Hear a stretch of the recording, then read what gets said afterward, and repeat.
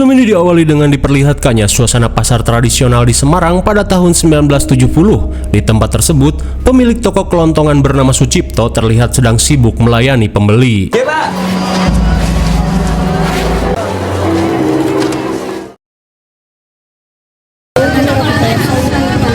Di malam harinya, karena biaya operasi ginjal pada putranya tidak tercover BPJS, Sucipto langsung memberikan uang tabungan toko pada istrinya yang bernama Marni.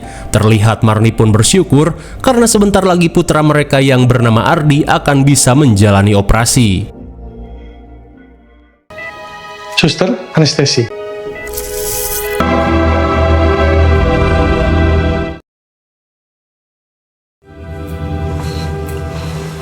Singkat waktu setelah menjalani operasi, Suster Ana langsung memanggil dokter saat melihat Ardi yang baru siuman. Sontak Ardi pun kaget saat melihat sosok aki-aki bermata biakugan yang menatap ke arahnya. Hingga saat dokter datang, Ardi pun dipersilahkan untuk pulang karena kondisinya sudah membaik. Singkat cerita, sepulangnya ke rumah, Ardi yang sedang bermain teropong pun kaget saat melihat penampakan juri aki-aki yang sempat ia lihat di rumah sakit. Dan entah apa yang sebenarnya terjadi, seusai menjalani operasi ginjal, tiba-tiba Ardi menjadi anak IndiHome. Di malam harinya, Sucipto yang sedang menutup toko pun heran saat menemukan bungkusan aneh di gebyog tokonya. Dan saat dibuka, Sucipto pun merasa ngeri saat bungkusan kain kafan yang ia temukan berisi tanah kuburan dan benda aneh lainnya. Dirasa ada orang yang mengirim santet, ia yang kesal langsung membuang bungkusan tersebut. Namun sesaat kemudian, Sucipto tiba-tiba merasakan pegal linu di pundaknya. Setibanya di rumah, Sucipto yang melihat Ardi tertidur di balai berusaha membangunkan putranya untuk pindah ke kamar. Lalu tiba-tiba, Apa tuh, Nak? Ardi!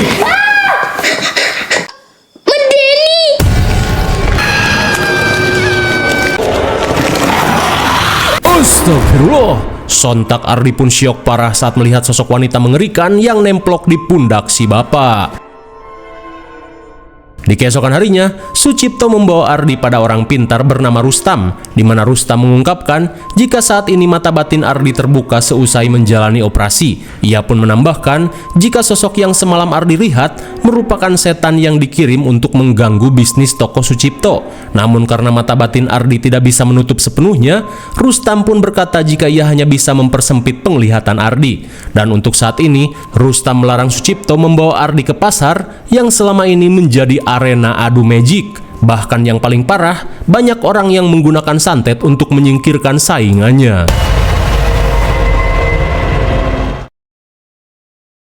Singkat cerita, 13 tahun kemudian, kali ini keluarga Sucipto terlihat hidup makmur dari usaha toko kelontongannya di pasar. Di saat itu pula, Ardi yang beranjak dewasa terlihat bersiap pergi kuliah. Hingga saat Ardi sarapan, si bungsu Arif yang terobsesi pada hal mistis terlihat menanyakan tentang kebenaran sosok goib yang ada di bukunya. Namun Ardi berkata, jika jurig yang ada di buku berbeda dengan apa yang sering ia lihat. Hingga saat si ibu datang, Ardi langsung meminta uang semester yang harus dibayarkan hari ini. Namun karena Marni tidak menyimpan uang, ia pun menyuruh Ardi pergi ke pasar untuk meminta uang pada si bapak. Meskipun takut melihat hal yang aneh, Ardi yang BU terpaksa menuruti permintaan si ibu. Setibanya di pasar, Ardi berusaha untuk tidak menghiraukan keanehan yang ia lihat. Mas.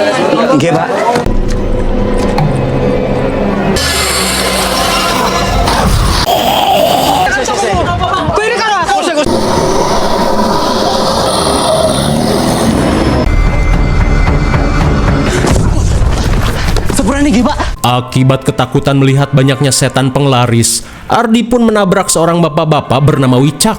Dan meski Ardi sudah meminta maaf, Pak Wicak malah amuk-amukan dan pergi begitu saja. Melihat kejadian itu, Bi Ecih meminta Ardi untuk tidak terlalu memikirkannya.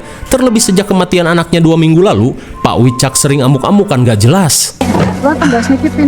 Mas Ardi, Suwun. Cipto.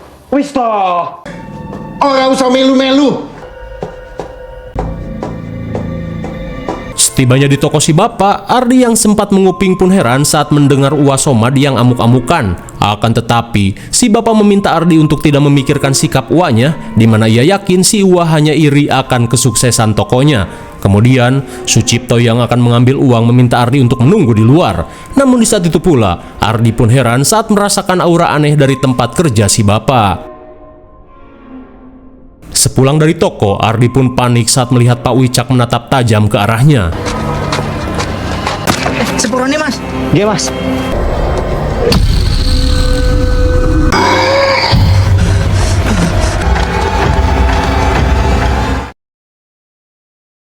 Di malam harinya, Sucipto pun heran saat menemukan bungkusan hitam aneh di depan tokonya.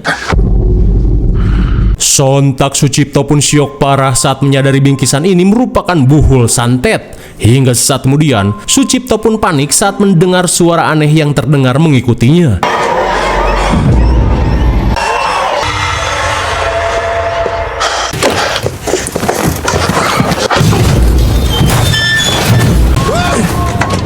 Di tengah keanehan yang terjadi, Sucipto yang kesal langsung membuang bungkusan tersebut. Sepulangnya ke rumah, Sucipto yang mengalami teror aneh memutuskan untuk tidur sendiri. Saat malam semakin larut, Sucipto mulai mengalami mimpi aneh, di mana dalam mimpinya ia melihat sosok mage yang sedang melakukan ritual dengan melakukan persembahan ke 7 lautan. Ingkang Noro Paksoko.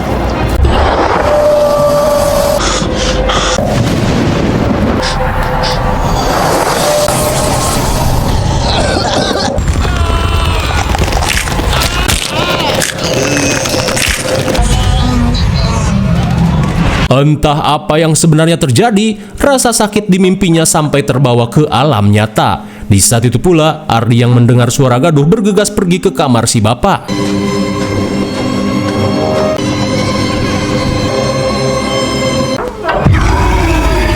Tanpa Ardi sadari, bayangan tangan mengerikan terlihat muncul di kamar si bapak. Di keesokan harinya, keanehan kembali terjadi pada Sucipto yang sedang sarapan. Mas,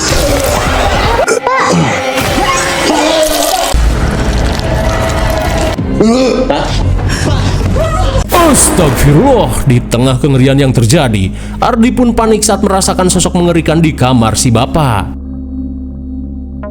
Singkat waktu setelah melakukan pemeriksaan, Pak Dokter memberitahu jika organ dalam Sucipto baik-baik saja. Namun untuk memastikan penyakitnya, Pak Dokter meminta Sucipto untuk menjalani perawatan. Namun Sucipto yang khawatir akan usaha tokonya tetap memutuskan untuk pulang.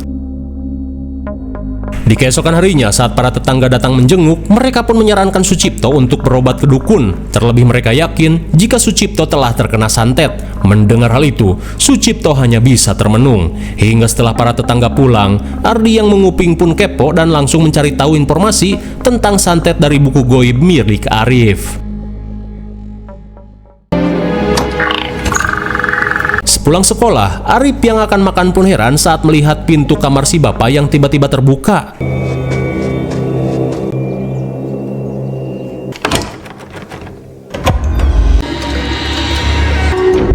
Melihat bungkusan aneh di teras, dengan polosnya Arif langsung mengeceknya. Astagfirullah, ternyata bingkisan ini sama dengan bingkisan yang Sucipto temukan. Lalu tiba-tiba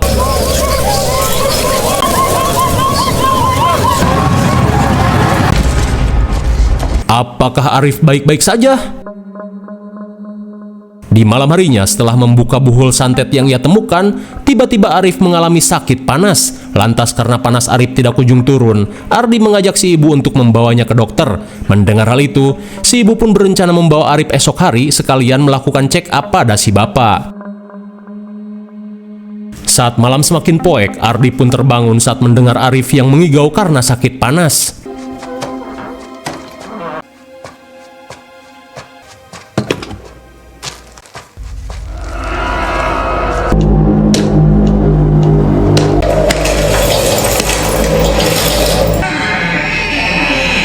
Melihat pintu kamar orang tuanya terbuka, Ardi berusaha untuk memastikannya.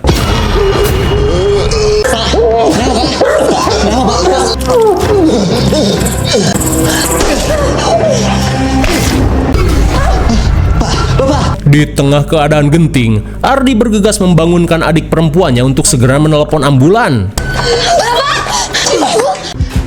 Makasih. Namun sesaat kemudian Ardi pun panik saat mendengar teriakan Arif. Kamu kenapa? Kenapa tuh? Sakit. Sakit. Deh, kenapa tuh? Kenapa tuh?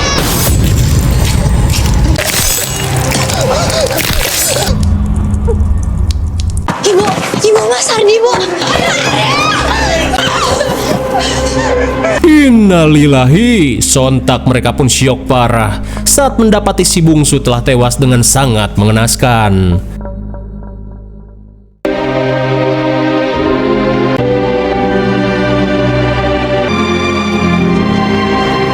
Seusai memakamkan Arif, tiba-tiba saja Ardi menuduh Wak Somad telah menyantet keluarganya. Meskipun Wak Somad berusaha membantah, namun Ardi yang emosi terus ngebacot dan mengusir Wak Somad.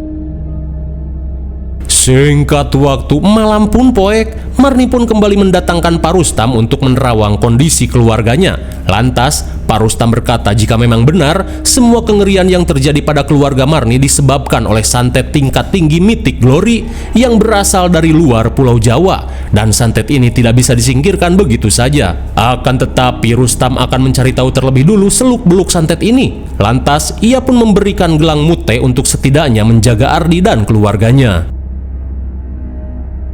Singkat waktu, Ardi meminta izin pada si bapak untuk mengecek toko. Terlebih sudah cukup lama toko tidak dikontrol. Hingga setibanya di pasar, Ardi pun merasa jijik saat melihat Kang Baso sedang sibuk melakukan ritual sembur jigong ke dalam dagangannya. Tak cuman itu, Ardi pun melihat seorang ustadz gadungan yang sedang sibuk melariskan salah satu toko kliennya.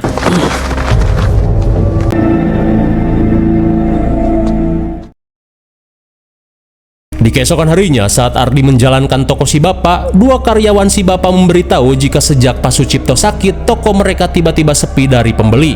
Dan kini, mereka yang tak ingin menjadi beban memutuskan untuk berhenti bekerja. Mendengar hal itu, Ardi pun merasa kecewa. Di malam harinya, setelah seharian tokonya sepi dari pembeli, Ardi pun semeringah saat melihat seorang pelanggan yang datang membeli beras. Walah, monggo Mbak. Astagfirullah, ternyata pelanggan ini adalah Jurig. Hingga sesaat kemudian, Ardi pun heran saat melihat Jurig ini malah mendatangi toko Pak Wicak. Pak Wicak?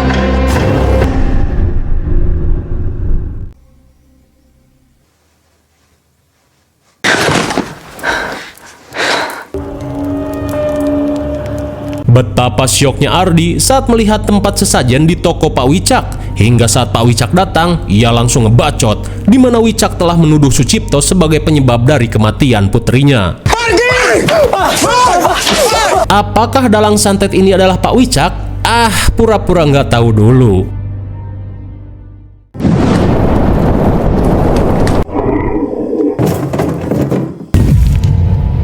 Sementara di rumah, Marni yang mendengar suara aneh merasa takut jika ada seseorang yang nekat mencuri cangcut milik putrinya. Terlebih putrinya merupakan gadis tercantik di komplek ini.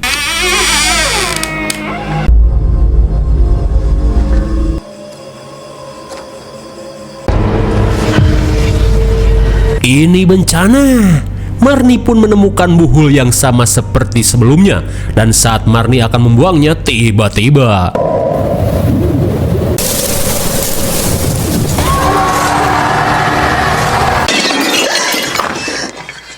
Ibu, di tengah kepanikan, Siva yang terbangun menanyakan apa yang terjadi, namun si ibu yang ketakutan tidak menjawabnya. Hingga saat Siva membereskan pecahan beling, ia pun panik saat menyadari gelang penangkalnya telah putus.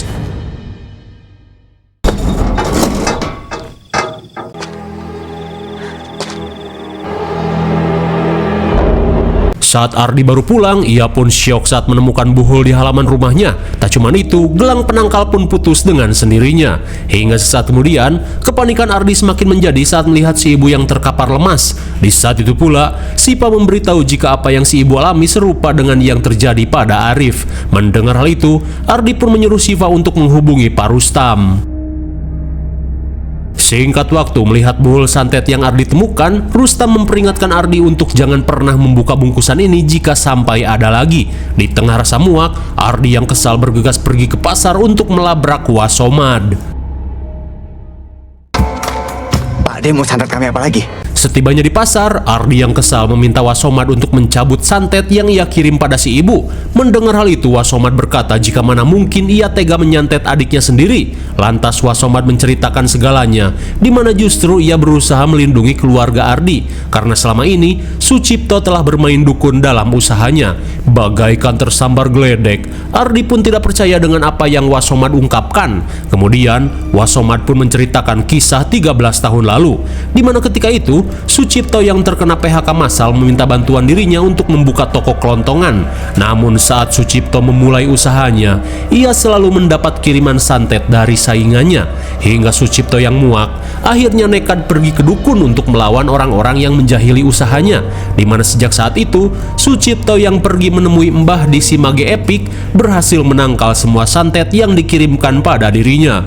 Hingga pada suatu ketika Marni tiba-tiba terkena santet paku. Lantas Sucipto yang membawa Marni ke tempat si Mbah diberitahu jika santet tersebut dikirimkan oleh saingannya yang bernama Wicak. Mendengar hal itu, Sucipto yang tak terima meminta Mbah untuk mengirim santet balasan. Tapi sialnya, karena kuatnya pagar goib yang Wicak miliki, santet yang si Mbah kirim malah nyasar pada putrinya.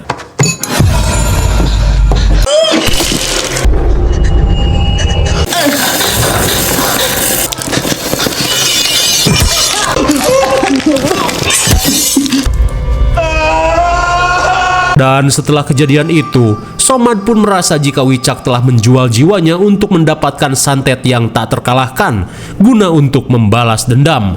Lantas untuk membuktikan ucapannya, Wasomad meminta Ardi untuk mengecek ruang kerja bapaknya.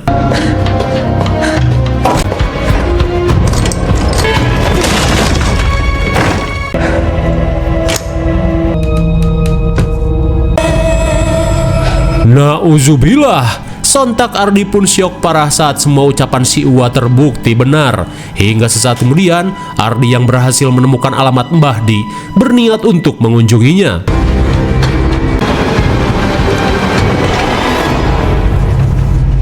Nyun sewu Pak. Ji.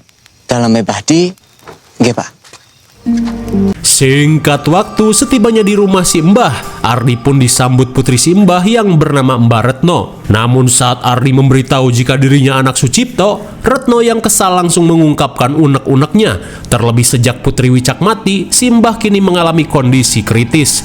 Mbah Retno pun yakin jika dukun yang Wicak temui lebih sakti daripada si Mbah. Dan ternyata santet yang Wicak gunakan adalah santet yang berasal dari Papua bernama santet Segoro Pitu, di mana si dukun melakukan ritual di 7 pantai berbeda untuk memanggil iblis bernama Suanggi. Namun di sini gua heran, kenapa para pejabat korup tidak bisa kena santet? Padahal mereka sudah mengobrak-ngabrik kekayaan Indonesia yang salah satunya adalah Raja Ampat. Bisa kalian bayangkan mereka yang melakukan perusakan bisa-bisanya santuy, aman, nyaman, sejahtera. Tapi yang cuma ngompol sembarangan di bawah pohon tiba-tiba kerasukan.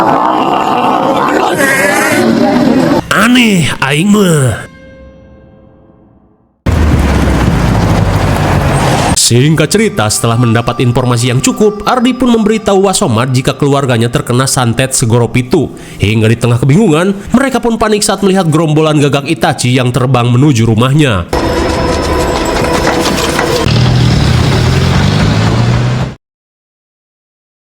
Sementara di rumah, Marni yang terbangun meminta Shipa untuk membuat teh hangat.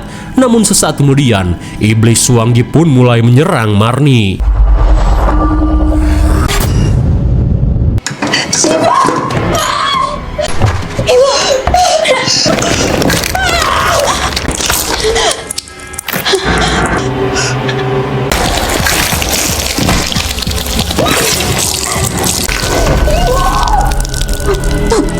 Astagfirullahaladzim, betapa syoknya Siva saat melihat si ibu tewas mengenaskan. Begitu pula dengan Ardi dan Wasomad yang baru datang.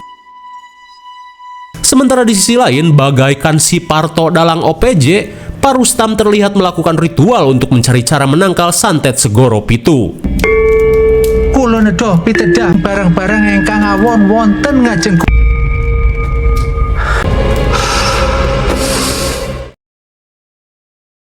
Di malam berikutnya setelah kematian si ibu, Ardi yang tidak ingin pasrah pada keadaan berniat untuk melabrak Wicak. Namun saat Ardi akan pergi, di saat itu pula Parustam datang dan mengatakan cara untuk melepaskan santet segorop itu, di mana mereka harus meruat Sucipto menggunakan 7 air pantai yang Wicak gunakan sebagai media santet. Terlebih saat ini mereka hanya punya waktu 5 hari sebelum iblis menghabisi Sucipto. Lantas untuk mempermudah upaya pencarian, Parustam akan membuka mata batin Ardi secara penuh. Karena di 7 pantai yang mereka datangi, terdapat sosok-sosok gaib yang bertugas untuk melindungi persembahan santet. Mendengar hal itu, Sipa yang tidak ingin kakaknya berjuang sendiri, berniat menemani Ardi mengambil 7 air laut yang dijadikan syarat. Selang beberapa saat, Parustam langsung memulai pembukaan mata batin. Putri Siva Aulia bin Maram Cokro mahkotanipun. Kupingipun ugi ajeng mireng. Buka.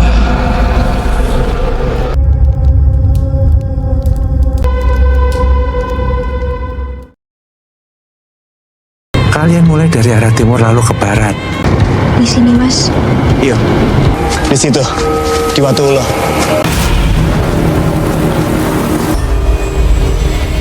Di hari pertama, Ardi dan Sipa sampai di pantai pertama. Mereka pun langsung memadamkan api persembahan dan bergegas mengambil air di pantai ini. Namun saat berhasil membawa air, tiba-tiba mereka dihadang oleh sosok aki-aki berjenggot ijuk. Sadar itu sosok goib, Ardi mengajak Sipa untuk bergegas. Ternyata, aki-aki itu adalah siluman Orai Kasur.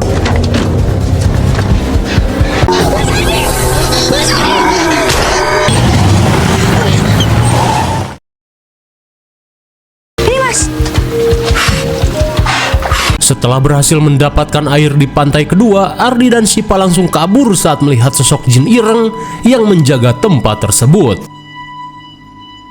Hingga di malam harinya saat Ardi mengambil air di pantai ketiga, Siva yang melihat kedatangan sosok jurik pewot meminta Ardi untuk bergegas.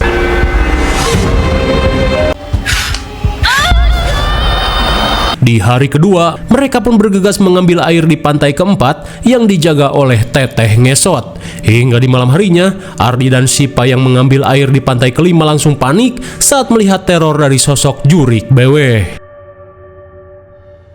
Di malam ketiga, mereka pun mendatangi pantai keenam.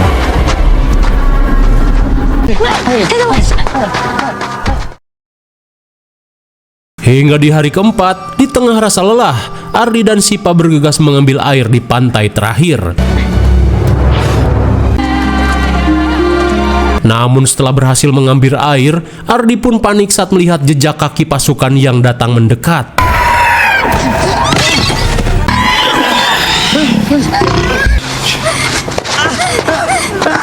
Tanpa diduga, pasukan Ireng Men yang diutus Nyi Roro Kidul datang membantu dan memberikan air di pantai terakhir, di mana Nyi Roro Kidul juga tidak sudi kedatangan jurik dari luar Pulau Jawa.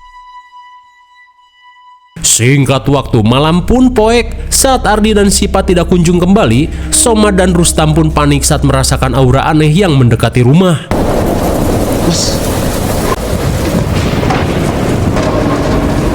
Di tengah keanehan yang terjadi, Rustam pun bersiap melakukan ritual untuk menangkal santet yang Wicak kirim.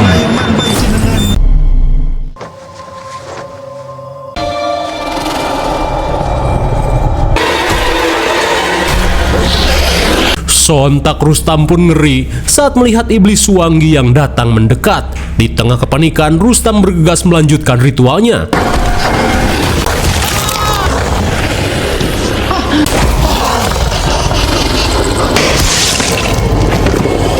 Malang sekali Rustam pun harus tewas setelah kepalanya diremas si iblis. Di saat itu pula, si Uwa pun tak luput dari incaran si iblis Suwanggi.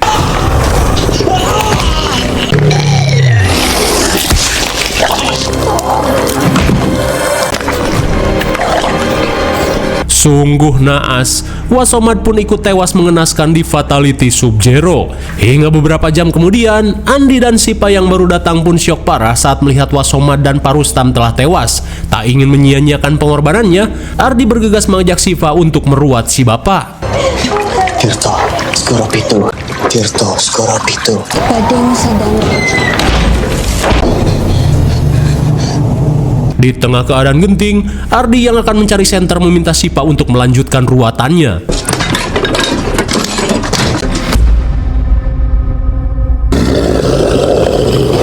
Betapa syoknya Ardi saat melihat wujud si iblis Suwangi yang mengerikan.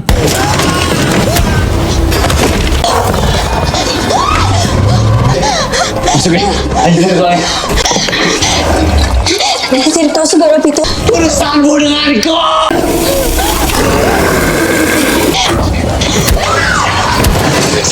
Di tengah rasa engap, Sipa meminta Ardi untuk menuntaskan ruatannya. Segoro Pitu. Bade, Musa Dani.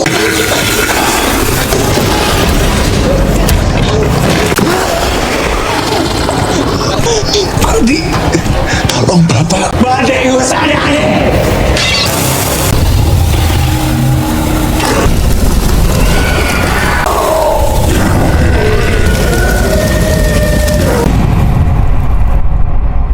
Akhirnya, dengan air terakhir dari Nyi Roro Kidul, mereka pun berhasil mengakhiri santet yang menimpa keluarganya.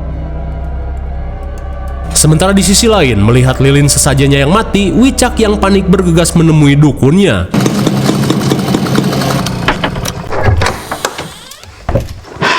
Hingga sesampainya di rumah Mbah Yati, Wicak langsung menanyakan apa yang terjadi. Di saat itu pula, Mbah Yati panik karena jika santetnya gagal memakan korban, si iblis akan menjadikan mereka sebagai gantinya. Karena si iblis tidak ingin pulang ke Papua dengan tangan kosong.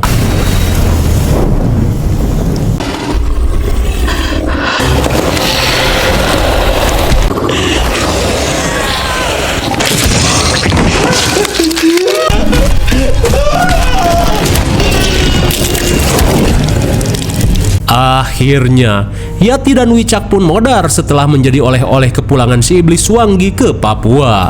Lalu, film pun sudah berakhir. Bagaimana, menyeramkan sekali bukan? Sudah tak perlu dijelaskan lagi karena sudah jelas. IMDb untuk film ini adalah 5,5. Mungkin segini saja pembahasan Segoro Pitu, nantikan video selanjutnya hanya di Ojon's Review.